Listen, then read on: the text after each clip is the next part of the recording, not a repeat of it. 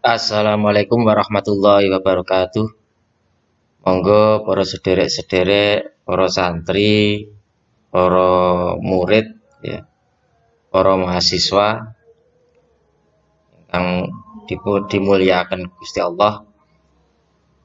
Kita lanjutakan kajian kitab kita yaitu kitab Ar-Rasail bagian yang ke-6.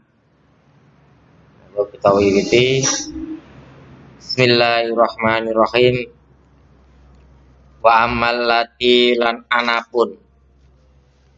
anapun siksa kang nani apa tusibu alati ing wong inda liqa'i rabbihi ing nalika ketemu pangerane man idan syaqati tatkalane bedah apa as-sama'u langit yatihi nekani ing wong sapa malakun malaikat wa biyadihi lan iku tetep ing dalem tangane wong silsilatu utawi rantai darwa lan utawi dawane silsilah iku sab'una dzira'an 70 dzira' fayu'allikuha mongko ngalungake sapa malaikat ing rante fi unukihi ing dalem gulune wong tuma yudakhiluha mongko nglebokake sapa malaikat ing rante fi fahmihi ing dalem cangkeme wong wayuhrijuha lan ngetokake sapa malaikat ing rante min duburihi saking dubure wong bahwa utawi malaikat iku yunadi undang-undang sapa malaikat hadza utawi hadza jazau utawi iki iku pembalasane wong mayudayyi'u kang nyonyo sapa wong faraidallahi ing pira-pira fardune Allah. Qala Banu Abbasin radhiyallahu anhuma dawuh sapa Ibnu Abbas radhiyallahu anhuma lau anna khalqatan lamun setune sak gulungan minasil silati saking rantai iku waqa'at tumiba apa khalqah alal ardi ing atase bumi la akhraqat ha mongko yakti ngobong apa khalqah ing ardi asatu tawi kang kaping pindho iku la yanzuru ora kersa mirsani sapa Allahu Allah ilaihi marang wong wasalisatu tawi kang kaping telu iku la yuzakihi ora kersa bersihake sapa Allah ing wong walahu lan iku tetep duwe wong adzabun utawi siksa alimun kang banget larane bayur walan den critakake apa annahu setuhune kelakuan awalu mayas wattu utawi kawitane barang kang ireng. Yaumal kiamati ing dalem dina kiamat. Apa wujuhur raine tariki sholati wong kang tinggal salat. Wa anna fi nari jahannama lan setune iku tetep ing dalem neraka jahanam. Wadian ana jurang yuqalu kang den arani lahu keduwe jurang apa lam-lam. Fihi ing dalem jurang hayatun utawi pira-pira ula. Kulu hayatin utawi saben-saben ula siji iku bisikhoni raqabatil ba'iri kelawan gedene gulune unta. Tuluha utawi dawane ula iku masiratu syahrin lakune sak wulan. Talsa'u kang nyokoti apa ula tarikas sholati ing wong kang tinggal salat. Fayaghli mongko umup apa suha upa fi jasadihi ing dalem jasate wong kang tinggal salat. Sab'ina sanatan kelawan 70 tahun. Tsumma yataharra ngongko kari-kari mereteli apa lahmuhu daginge wong kang tinggal salat. Wa fi hadisin lan den critake ing dalam hadis akhara kang weneh man utawi sapa wong dawama kang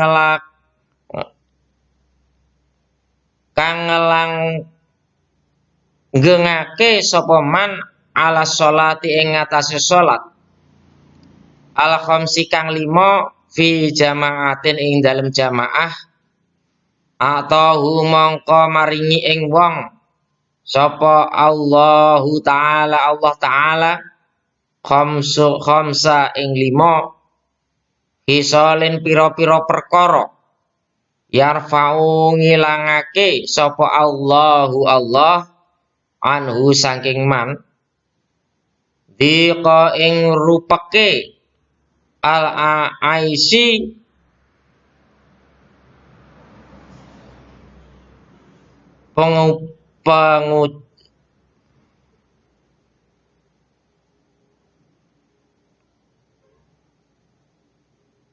pangupa jiwa.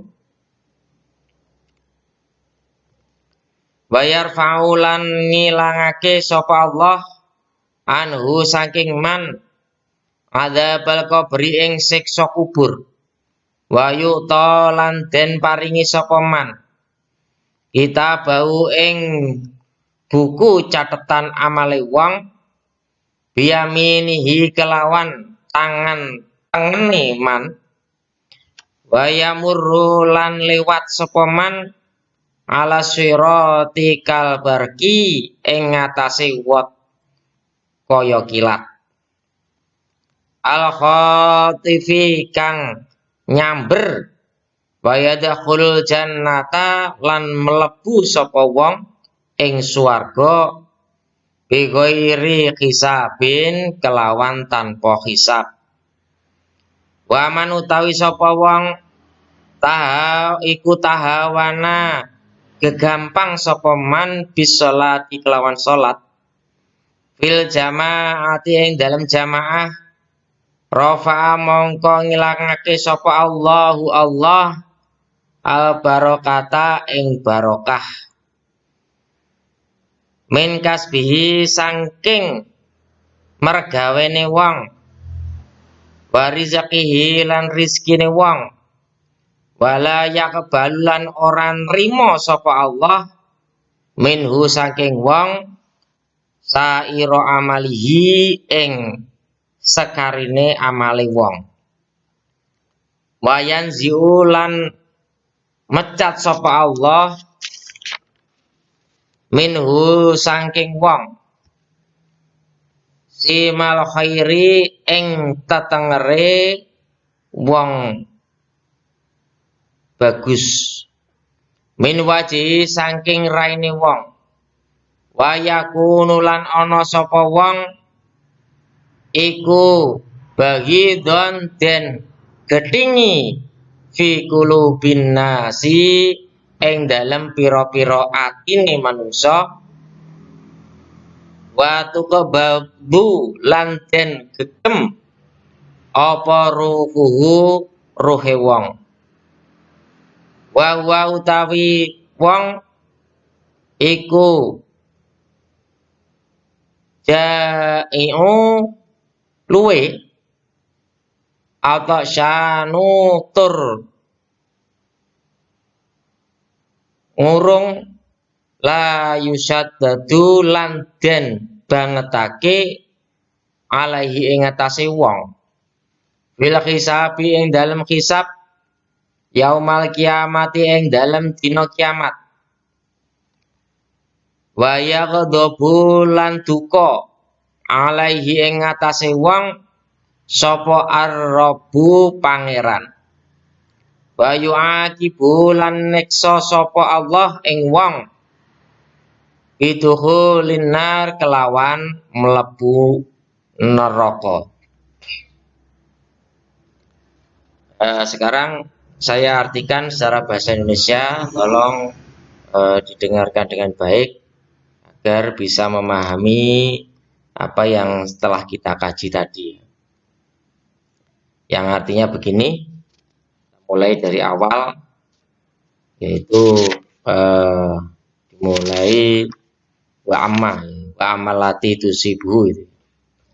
Yang artinya begini, adapun siksa yang menimpa ketika menghadap Tuhannya, yaitu Allah, itu pada hari akhir, pada hari kiamat nanti. Itu adalah yang pertama ketika langit telah menimpa, ketika langit telah pecah, malaikat akan datang dengan membawa belenggu rantai, yaitu yang panjangnya adalah 70 dirok atau hasta.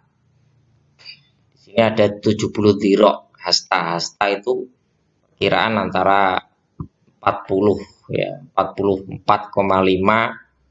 sampai 50 berapa itu. Jadi perkiraan ya 50-an, 50 cm. Kalau 70 berarti ya perkiraan 3,5 meter.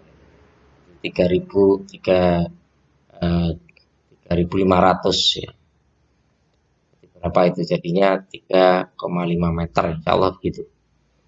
Kemudian malaikat itu akan mengalungkan kepada di lehernya, dimasukkan ke mulutnya dan dikeluarkan lewat anusnya. Rantainya tadi sampai segitunya. Kemudian malaikat itu berkata, ini adalah balasan yang telah menyanyiakan fardu-fardu Allah. Menyanyiakan fardu Allah. Nah, kalau kita bahas mengenai yang pertama tadi adalah hisab, ya. Itu ketika yaumul kiamah.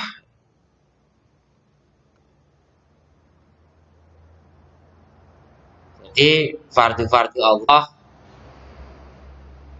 itu ada fardu ain ya, dan fardu kifayah. Fardu ain itu yang dilakukan oleh semua orang, wajib dilakukan oleh semua orang. Kalau fardu kifayah, kalau satu sudah melaksanakan berarti yang lain gugur kewajiban. Ya, itu yang paling inti adalah sholat ya. Paling inti. Kemudian ada puasa, itu fardu ain. Kemudian haji ya, itu. Kemudian zakat, itu fardu semuanya. Meskipun bagi orang yang mampu ya.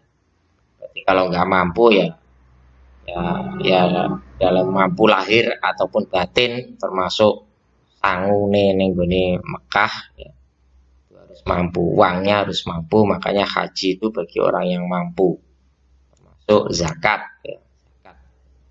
Tapi diupayakan zakat tuh harus dilaksanakan ya.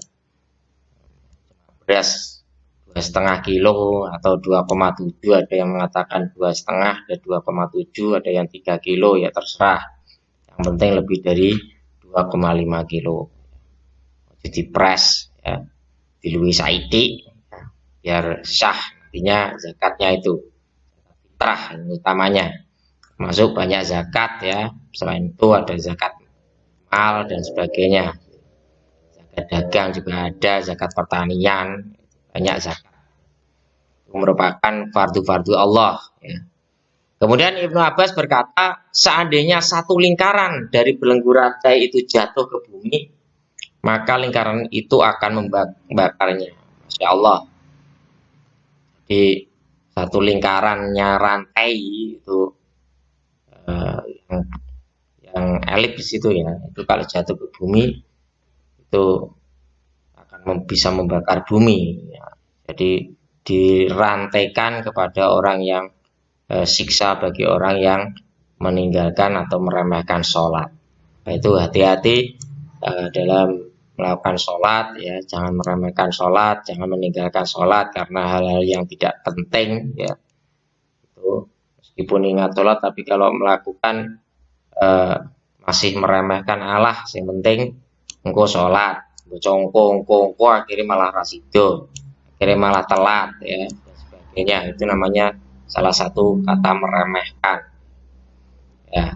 Allah mek rong rakaat engko iso, dahulukan sholat dulu sebelum pekerjaan yang lain. Kemudian nomor 2, Allah tidak akan melihatnya. Jadi nanti di akhirat tuh orang yang mendapatkan siksa dari Allah itu tidak akan melihatnya. Nah, orang yang tidak mau sholat tidak akan dilihat oleh Allah. Jelas kalau tidak dilihat ya tidak dikasih rahmat. Rahmat tuh melebihi amal seseorang. Dengan rahmat Allah, maka orang itu bisa masuk surga meskipun amalnya enggak begitu banyak. Tapi karena mendapat rahmat, itu bisa memasukkan manusia ke dalam surganya Allah. Ya, kita selalu berdoa semoga Allah memberikan rahmatnya kepada kita semuanya. Amin. Kemudian nomor 3, Allah juga tidak akan menyucikannya dan baginya siksa yang sangat pedih. Di sini apa ya istilahnya, siksa yang sangat pedih itu yang berada di neraka, mulai dari neraka atas sampai neraka paling bawah itu neraka jahanam. Itu siksanya sangat pedih. Nah, kemudian diriwayatkan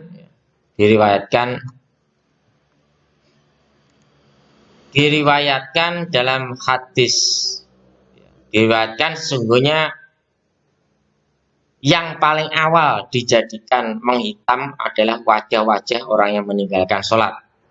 Jadi orang-orang yang meninggalkan sholat itu wajahnya dijadikan hitam oleh Allah, biar kelihatan, oh ini adalah orang yang meninggalkan sholat. Sesungguhnya di neraka jahanam itu terdapat jurang. Jurang itu dinamakan sebagai jurang lam-lam. Lam-lam yang di dalamnya itu terdapat ular-ular berbisa. Setiap ular besarnya seperti leher onta, besar banget ya. Panjangnya itu perjalanan sebulan. Wah, berarti berapa kilometer ya. Seperti itu, panjang banget.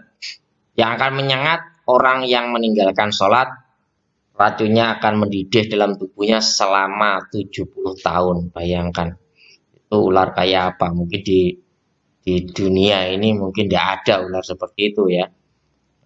Ini mendidih, racunnya itu mendidih dalam tubuh orang yang terkena racunnya itu selama 70 tahun. Kemudian dagingnya akan hancur terkoyak-koyak. Itu sakitnya kayak apa ketika kita masih hidup tapi daging kita terkoyak-koyak. Nah, naudzubillah min dzalik. Diriwayatkan dalam hadis lain, Nabi Shallallahu Alaihi Wasallam bersabda, barang siapa menjaga sholat 5 waktu dengan jamaah, maka Allah akan memberinya dengan 5 perkara. Nah, ini yang menjaga sholat 5 waktu. Nah, ingat ada catatan dengan berjamaah. Wah sulit tapi ini ya. Kita itu lebih banyak sendirinya daripada jamaahnya. Kalau di desa-desa memang saya tahunya ya mungkin ya hanya sholat subuh, kemudian maghrib dan isya. Di kota pun ya rata-rata maghrib saja. Kalau masjid agung, masjid jami itu biasanya ya 5 waktu sholat jamaah. Makanya untuk yang jamaah sehari 5 kali itu kalau di musola itu memang jarang ya. Di masjid-masjid yang kecil-kecil itu juga jarang, kecuali masjid milik pemerintah itu ya, sama masjid yang ada di pondok-pondok dan sebagainya itu ya bisa 5 waktu. Ini meskipun di situ yang penting berjamaah. Kalau rumah tapi ya berjamaah dengan anak istri ya itu namanya juga berjamaah. Jadi minimal adalah dua orang. Nah, ini yang bisa menjaga ya, sampai dia meninggal bisa menjaga sholat 5 waktu dengan berjamaah. Yang pertama, Allah akan menghilangkan kesulitan atau kesempitan hidupnya. Jadi hidupnya akan dipermudah oleh Allah.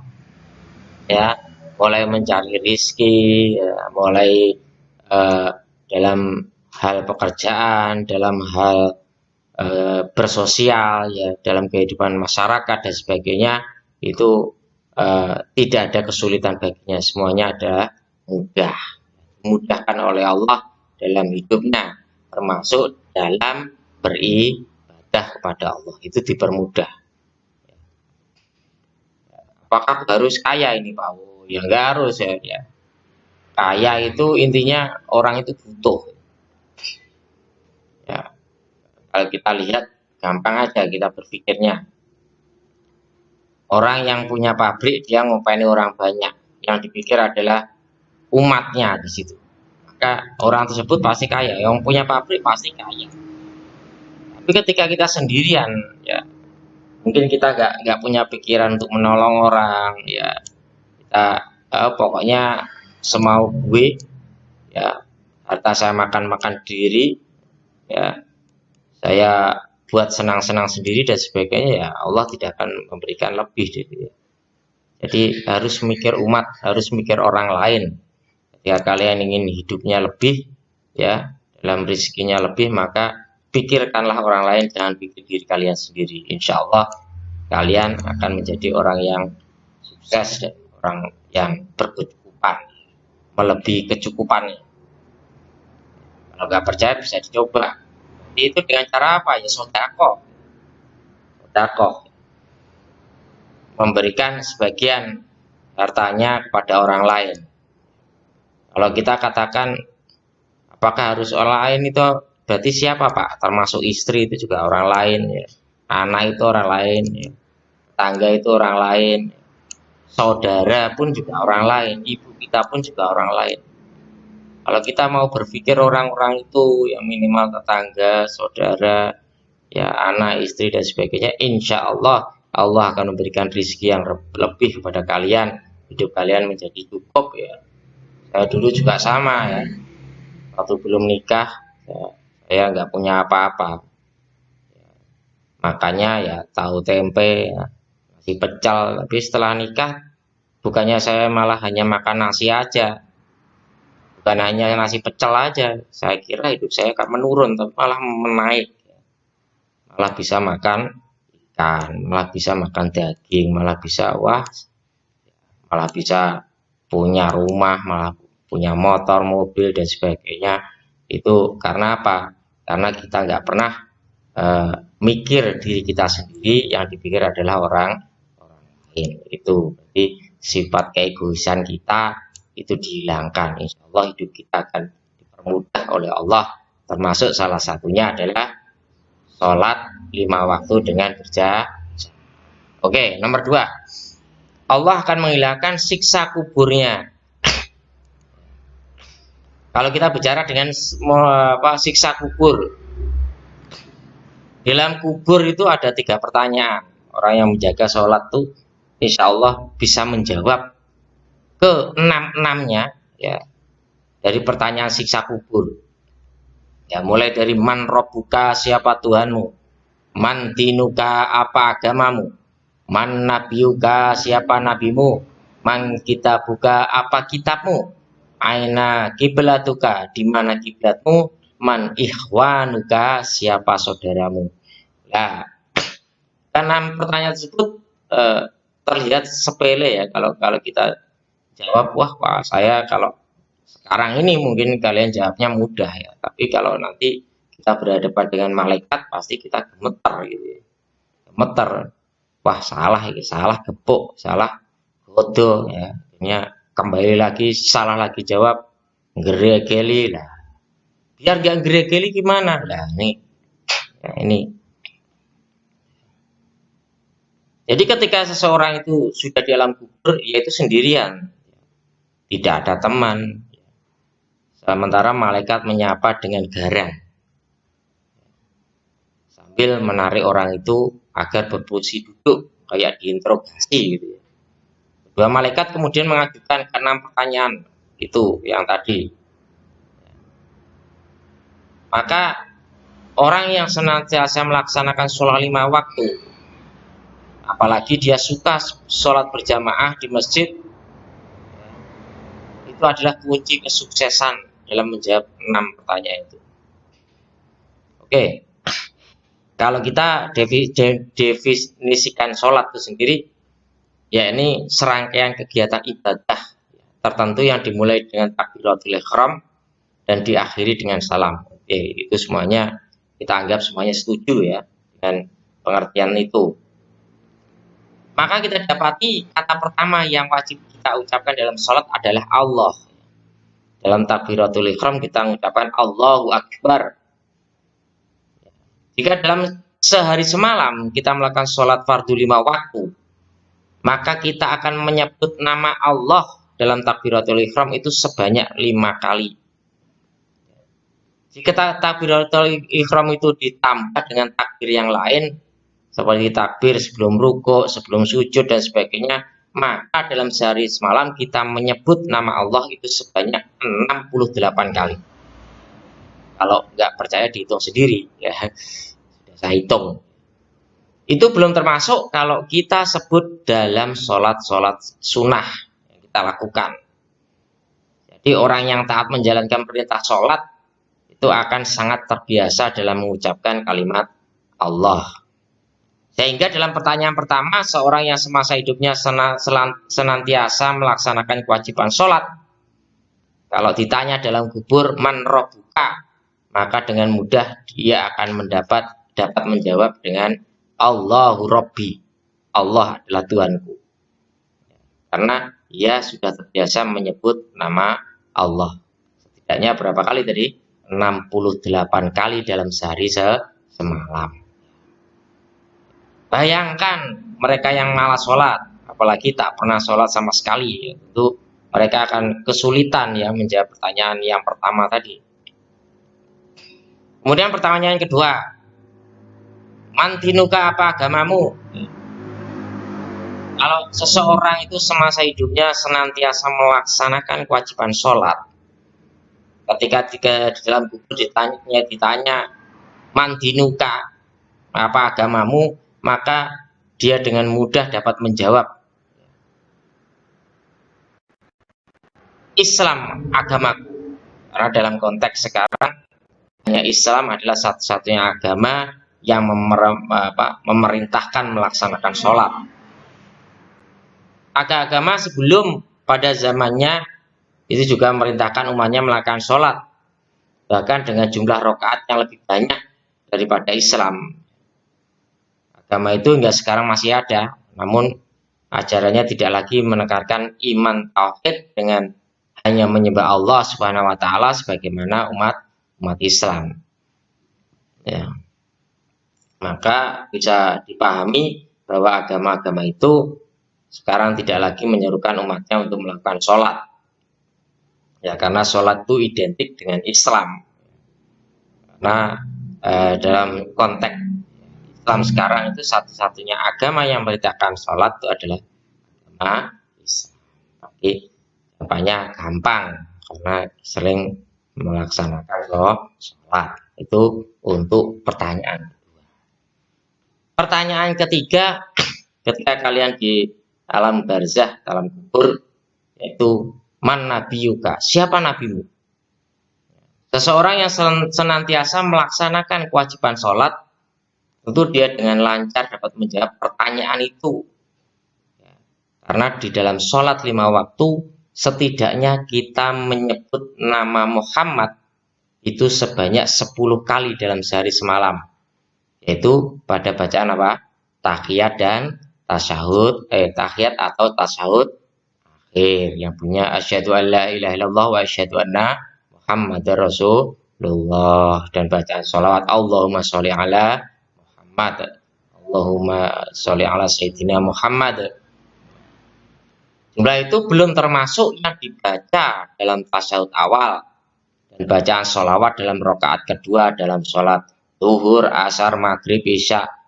Itu yang kalau dijumlah semuanya ada 15. Sehingga seluruhnya berjumlah berapa? 25. Oleh karena itu, seorang yang semasa hidupnya senantiasa melaksanakan sholat, itu akan dengan mudah menjawab pertanyaan, man nabiyuka, siapa nabimu? Ya ini dengan jawaban Muhammadun Nabi. Nabiku Muhammad Nabi. Nabiku Muhammad Shallallahu Alaihi Wasallam, karena setiap hari selalu menyebut nama Muhammad. Nah, untuk pertanyaan keempat, yaitu man kita buka, ma kita buka, apa kitabmu? Seorang yang senantiasa melakukan kewajiban sholat itu bisa menjawab dengan mudah pertanyaan itu. Al-Quran kitabi, Al-Quran itu adalah kitab. Karena apa? Karena di dalam sholat itu terdapat rukun yang mengharuskan orang sholat itu membaca surah pertama dalam Al-Quran, yaitu surat Fatihah. Seorang yang melakukan sholat tanpa membaca surat Fatihah dalam setiap rakaatnya, maka sholatnya itu tidak sah. Kecuali bagi makmum yang masbuk, ya, yang ketinggalan bacaan Fatihahnya, itu namanya masbuk. Ya. Bukan kehilangan rakaat, tapi kehilangan Fatihahnya. Masbuk. Itu pada rakaat pertama. Ya, karena waktu yang tidak mencukupi, ya, itu akhirnya dia dikatakan masbuk. Nah, selain surat Al-Fatihah itu ada bacaan Al-Quran. Orang sholat itu juga membaca surah lain dalam Al-Quran. Ya, meskipun itu bacaannya adalah sunnah, tapi kebanyakan orang melakukannya. Gak mungkin baca surat Al-Fatihah tok kemudian rukuk, ya, rata-rata ya habis Fatihah yang baca surat pendek. Ya, kalau yang suka surat panjang, surat panjang Madaniyah, ya monggo. Ya, satu ayat aja boleh, apalagi sampai 100 ayat, 200 ayat, ya silahkan. Surat-surat yang hukumnya sunnah ini dibaca setelah surat Fatihah. Dengan dibacanya surat dalam Al-Quran dalam sholat, maka dalam sehari semalam setidaknya orang yang baca surat Al-Quran itu sebanyak berapa? Kalau dihitung 27 kali. Dengan kata lain, untuk menyebut nama Al-Quran sebagai kitab suci itu tidak sulit bagi orang yang selalu melaksanakan sholat. Nah, pertanyaan kelima, ketika di alam kubur, yaitu ya, di mana kiblatmu? Seorang kalau sudah melaksanakan senantiasa melakukan kewajiban sholat, tentu bisa menjawab dengan jawaban Ka'bah kiblatku. Karena orang yang senantiasa melakukan sholat, kewajiban sholat itu akan menghadap ke arah kiblat, yaitu Ka'bah. Sebanyak berapa? Yaitu 5 kali sehari. Jika ditambah dengan sholat-sholat sunnah, itu tentu lebih banyak lagi ya. Sholat sunnah banyak ya. Kebiasaan setiap hari menghadap kiblat yaitu Ka'bah itu tentu akan memudahkan menjawab pertanyaan kelima tadi, yaitu aina kiblatuka, ya di mana kiblatmu, itu jawabannya adalah Ka'bah. Apalagi dalam niat sholat itu juga terdapat kata kiblat. Niat sholli fardhu zuhri arba'a rokaatin mustaqbilal kiblati. Nah ini ada kiblat, ada alillahi ta'ala, ada makmuma lillahi ta'ala. Aku berniat melaksanakan sholat zuhur 4 rakaat dengan menghadap kiblat karena Allah, makmum karena Allah. Itu dalam bacaan niat itu tadi secara eksplisit ya, itu terdapat kata kiblat. Itu tentu akan selalu mengingatkan Ka'bah, yaitu mana di tanah suci Makkah Al-Mukarramah. Orang Islam yang taat kepada Allah itu akan senantiasa menghadap ke arah kiblat sedikitnya 5 kali dalam sehari. Artinya bagi orang yang senantiasa melaksanakan sholat untuk menyebut nama Ka'bah itu insya Allah tidak sulit ya. Nah yang keenam ini beda lagi. Man ihwanuka, ya, siapa saudara-saudaramu? Ini kalau kita sholat biasa aja sendirian ya tentu mungkin tidak bisa jawab loh ini. Karena untuk menjawab pertanyaan itu seorang yang senantiasa melaksanakan kewajiban sholat itu harus berjamaah biar tahu siapa saudaranya. Yang kebanyakan adalah berada di masjid, musola. Tentu dapat menjawab pertanyaan itu dengan tepat, yaitu kaum muslimin dan muslimat itu adalah saudara-saudaraku. Al-muslimin dan al-muslimat ikhwani, itu adalah saudara-saudaraku. Jadi dari pertanyaan ke-6 ini memang memiliki keterkaitan langsung dengan yang namanya masjid. Karena tempat suci ini merupakan tempat berkumpulnya kaum muslimin ya, dan muslimat untuk melaksanakan jamaah sholat. Seseorang yang membiasakan diri dengan sholat berjamaah di masjid tentu ingat akan saudara-saudara seimannya yang berjamaah sholat bersamanya, walaupun mungkin tidak tahu nama mereka satu persatu. Yang penting saudara seiman. Nah, kemudian ya itu dari 6 pertanyaan itu ya, jadi kesuksesan dalam menjawab itu ditentukan dalam pelaksanaan kewajiban sholat, terutama yaitu kewajiban sholat berjamaah ya. Semoga kita semua nanti ketika di alam barzah bisa menjawab itu semua. Itu tadi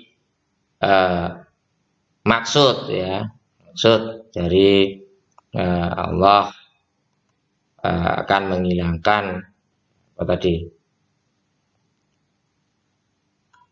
menghilangkan siksa kubur baginya, siksa kubur. Jadi biar kalian itu terhindar dari siksa kubur, maka ketika ditanya oleh malaikat itu harus bisa jawab. Kuncinya adalah sholat 5 waktu dengan berjamaah. Kemudian nomor 3, Allah akan memberikan buku catatan amalnya dengan tangan kanan. Ini berarti harus dengan tangan kanan ya. Kalau tangan kanan itu pasti itu gara-gara menjaga sholat 5 waktu dengan jamaah. Makanya amalan, catatan amalnya itu baik. Kalau di tangan kiri itu berarti jelek. Kemudian ia akan melewati jembatan Shiratal Mustaqim seperti kilat yang menyambar. Ini sudah kita jelaskan pada bagian 5 kemarin ya. Bagian 5 itu mengenai apa itu jembatan Shiratal Mustaqim. Bagi yang belum mendengarkan itu bisa melihat kajian ngaji kitab Rosail itu yang bagian 5, insya Allah bisa dipahami dengan melihat tuh ya. Kemudian nomor 5, ia akan masuk surga tanpa hisab atau hitungan atau penelitian amal. Ya, di sini tanpa hisab.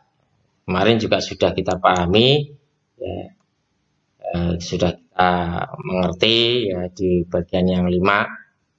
Nah, tapi akan saya perjelas lagi mengenai apa itu hisab. Hisab itu adalah perhitungan. Kalau menurut syariat Islam itu dihadapkan atau diingatkannya para hamba terhadap seluruh amalannya, yaitu yang baik dan yang buruk. Sebelum mereka pergi kepada mahsyar, itu selain sebagian hambanya yang beriman yang diistimewakan oleh Allah Subhanahu wa taala, itu merupakan orang yang masuk surga tanpa hisab dan tanpa adab.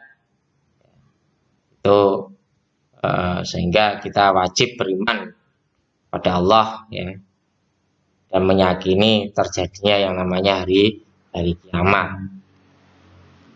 Ya, untuk orang-orang yang beriman, ya, termasuk orang yang menjaga sholat tadi, ya, menjaga sholat 5 waktu dengan jamaah. Ya. Keadaan orang yang beriman dalam hal ini itu berbeda sesuai dengan kadar keimanan dan ketakwaannya. Tidak semuanya sama. Delok rapote, anak sing iman ini rapote 8, anak 9, anak sing itu beda-beda. Semakin sempurna keimanan dan ketakwaan mereka, maka kadar keimanan yang mereka dapatkan di akhirat semakin sempurna. Sebaliknya semakin berkurang kadar keimanan dan ketakwaannya karena adanya kemaksiatan, adanya kedzaliman yang mereka lakukan tatkala hidup di dunia. Ya, meskipun dia percaya pada Allah dan melaksanakan perintahnya, tapi tetap masih melakukan maksiat. Ya. Maka jaminan keamanan mereka di akhirat juga akan berkurang. Ya, keadaan orang beriman dalam hal hisab itu terbagi menjadi 3 golongan. Yaitu sebagian orang yang beriman itu tidak dihisab dan tidak diadab karena kesempurnaan iman mereka. Ya, seperti itu. Nah, mereka adalah orang yang apa istilahnya itu, yang mau bertawakal, ya. Hanya kepada Allah mereka bertawakal. Tawakal ala Allah, pasrah. Apapun usaha itu adalah milik Allah, apapun milik Allah, milik Allah, milik Allah.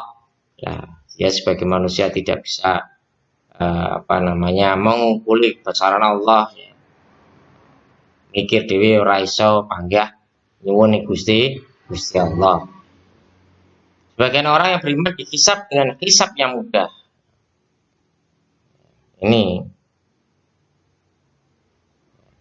yusahabu hisaba yasiro, diperiksa dengan hisab yang mudah.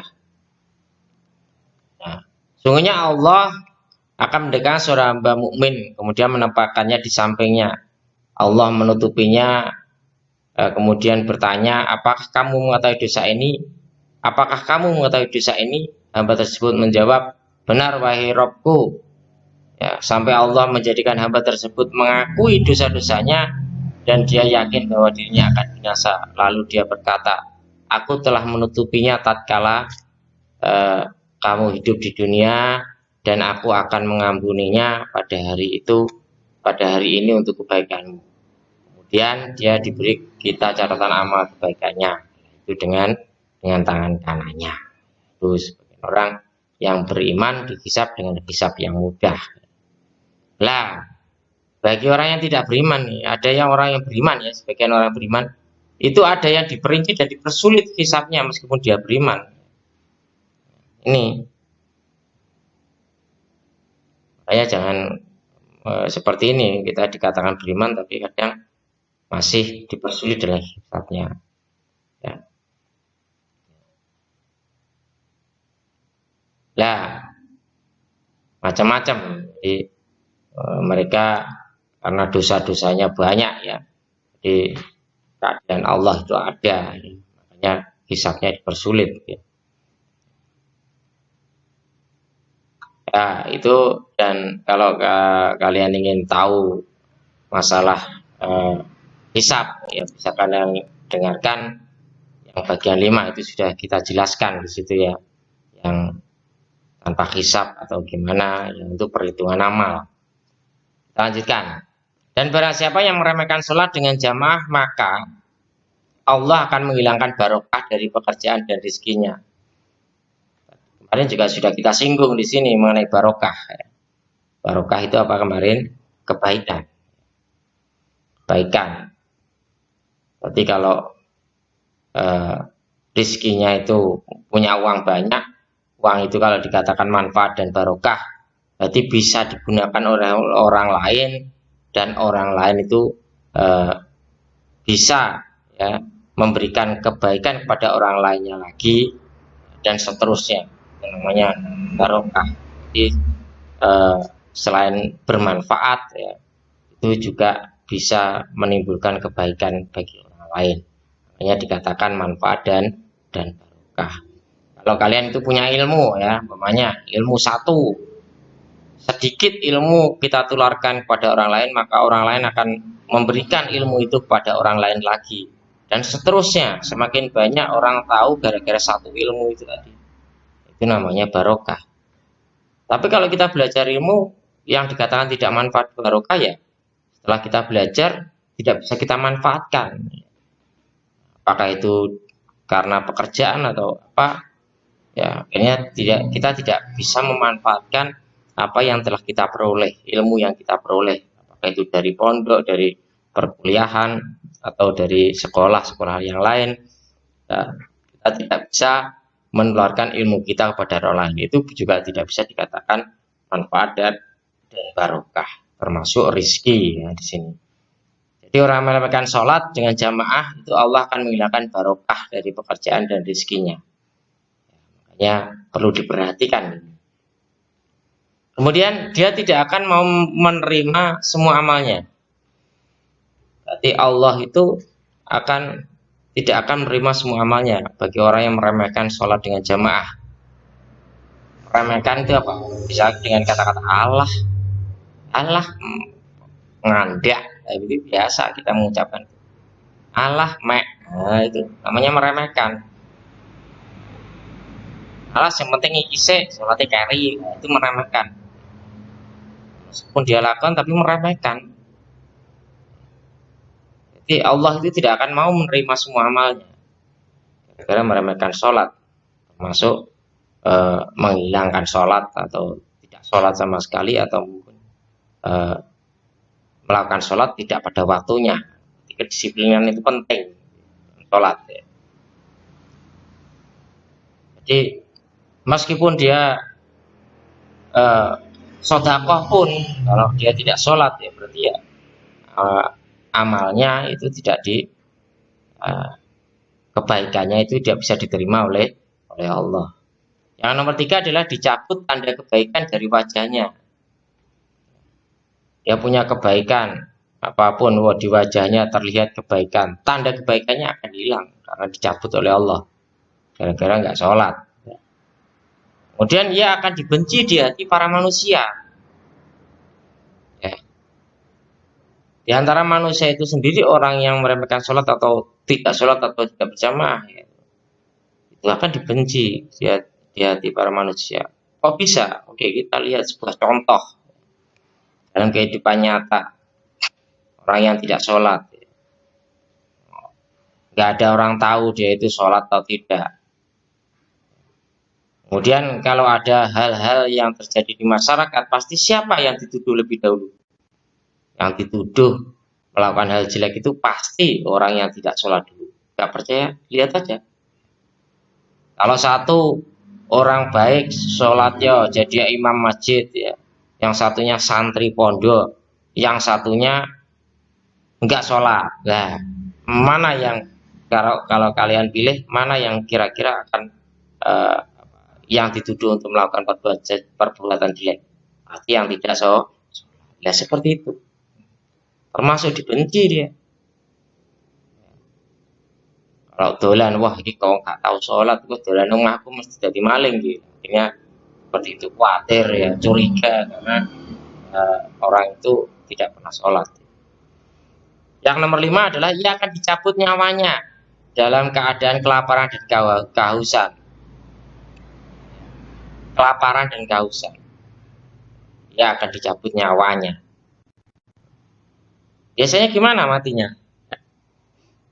Ya, bengak-bengok ya, kayak wong luwe, kayak wong menggeh gitu ya. Itu dalam keadaan kelaparan. Yang dipikir badokan tok ya, pikir banyu tok gitu. Tuh, ketika disebut nyawanya, makanya jiwanya tidak tenang pada waktu itu. Ketika dicabut itu malah meronta, tidak mengucapkan nama Allah, malah meronta-ronta, yang malah misuh-misuh gitu ya, kata-kata jelek ya. Aku mati. Itu apa seharusnya menyebutkan nama Allah, minimal Allah. Kalau bisa mengucapkan asyhadu an la ilaha illallah wa asyhadu anna Muhammad Rasulullah lebih baik. Kalau nggak bisa mengucapkan la ilaha illallah, kalau nggak bisa mengucapkan Allah, minimal itu. Ya.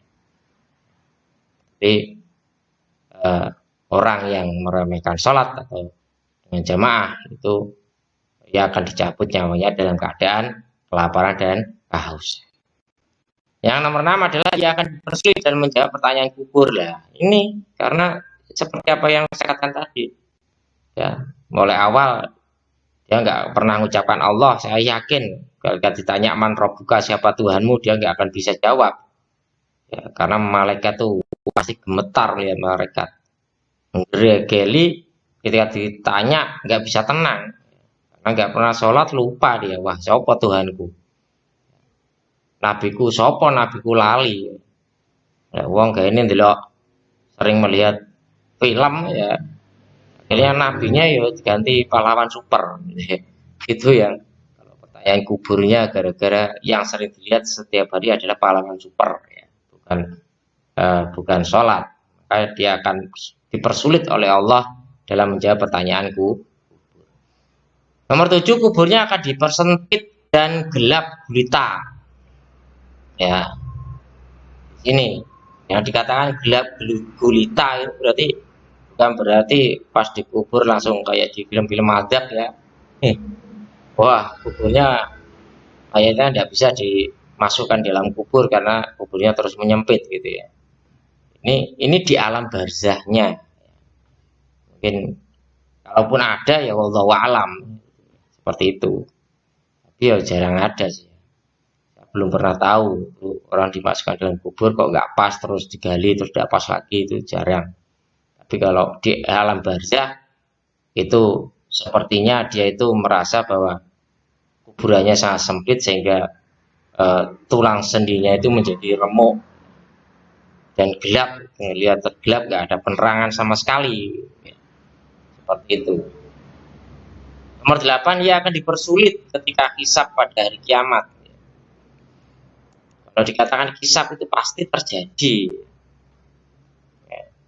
Sulit. 3 orang yang sulit hisabnya. Itu ada. Yang pertama siapa? Orang yang hisabnya sulit tuh. Yang pertama adalah seorang yang dipersaksikan mati syahid. Dipersaksikan mati syahid. Ya. Dan sebuah riwayat. Didatangkanlah orang itu, kemudian Allah mengingatkannya tentang nikmat-nikmatnya, sehingga dia mengingatnya. Allah bertanya, apa yang kamu lakukan dengan nikmat-nikmat tersebut? Dia menjawab, aku berperang karenamu sampai aku mati syahid. Allah berkata, kamu dusta. Kamu berperang supaya dijuluki sebagai pemberani. Sungguh julukan tersebut telah diberikan. Kemudian dia diperintahkan untuk diseret dalam keadaan tertelungkup lalu dilemparkan neraka. Ya. Jadi banyak orang itu terlihat dia itu berjuang demi agama, padahal intinya untuk pamer aja. Ya. Ingin ternyata direkam ya, direkam masukkan YouTube ya. Gitu. Masukkan YouTube, masukkan Facebook, wah terlihat berani biar dapat penghargaan. Apalagi ketika dia mati, wah dia mati syahid ya, sampai nggak dimandikan ya, jasadnya karena dikatakan mati syahid. Seperti itu. Jadi jangan sampai kita punya niat, ya, niat ketika kita melakukan sesuatu punya niat, ya, agar kita itu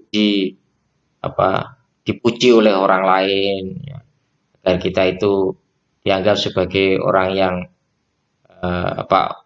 ustadz yang baik, ya, jangan. Makanya dalam kehidupan bermasyarakat pun hiduplah secara wajar. Saya bilang wajar. Wajar itu dalam artian apa yang kita lakukan itu opo layake orang. Jika pagi orang-orang pada olahraga ya aja sarungan ae. Panggah sarungan, kopiahan, nggih klambi putih.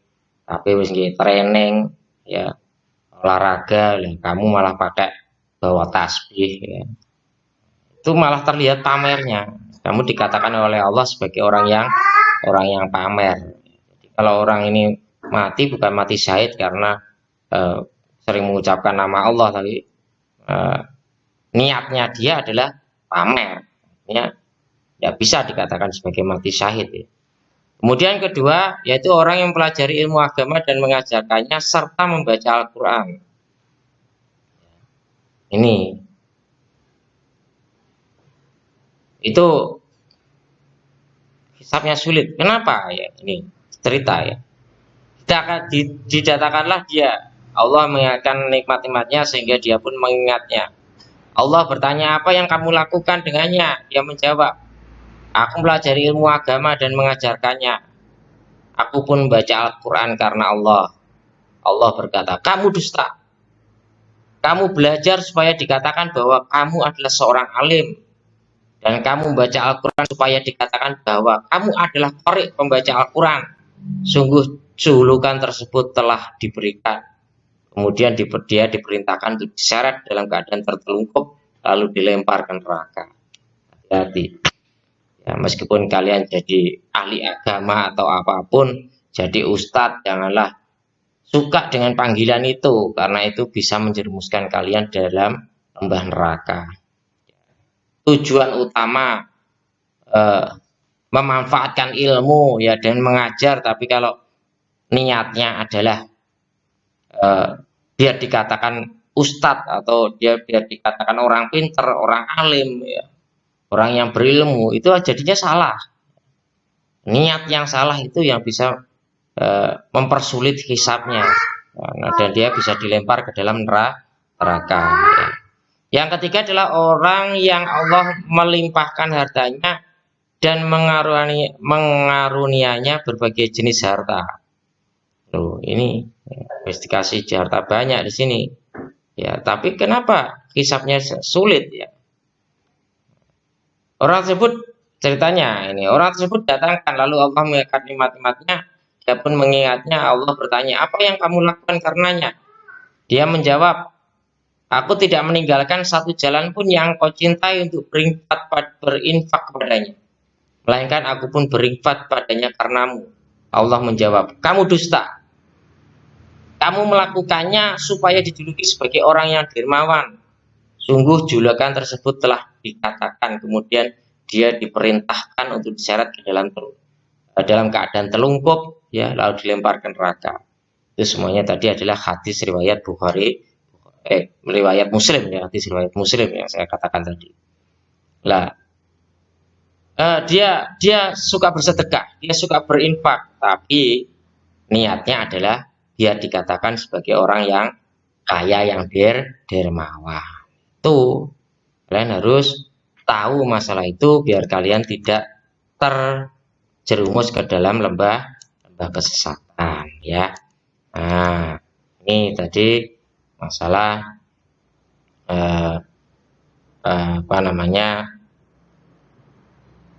persulit ya ketika hisab pada hari kiamat. Kemudian nomor 9, Allah akan sangat murka kepadanya. Yang terakhir adalah dia menyiksa di dalam neraka. Ya jelas. Kalau kita bicara mengenai murka, ya, Allah itu punya sifat murka. Sifat murka itu bagi Allah adalah Allah sendiri. Ya. Sedangkan kewajiban kita hanyalah menetapkan apa yang telah Allah tetapkan untuk dirinya sendiri.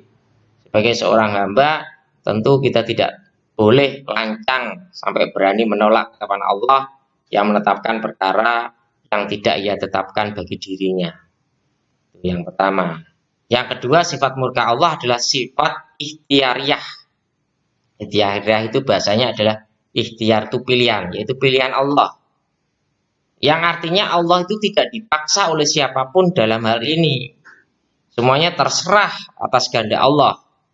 Jika ia menghendaki, maka ia akan murka kepada orang yang pantas untuk dimurkai.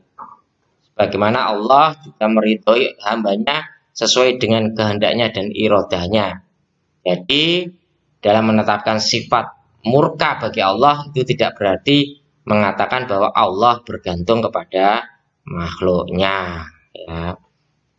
Dengan demikian kita perlu menakwil makna menyiksa atau godab ya. Godab ya. Godab itu siksaan atau yang artinya adalah arti yang menyimpang dari makna lainnya bukan, tapi seperti itulah sifat murka Allah, yaitu sifat ikhtiariyah, yaitu pilihan Allah itu bagi orang-orang yang dikehendaki, tapi kepada orang yang pantas, yaitu pantas untuk dimurkai oleh Allah. Itu aja pembahasan kita mulai dari awal sampai akhir. Semoga bisa menjadikan manfaat dan barokah bagi kita semuanya. Kurang lebihnya saya mohon maaf. Wallahu muwaffiq ila aqwamit thoriq. Ihdinas siratal mustaqim. Wal afa minkum. Wassalamualaikum warahmatullahi wabarakatuh.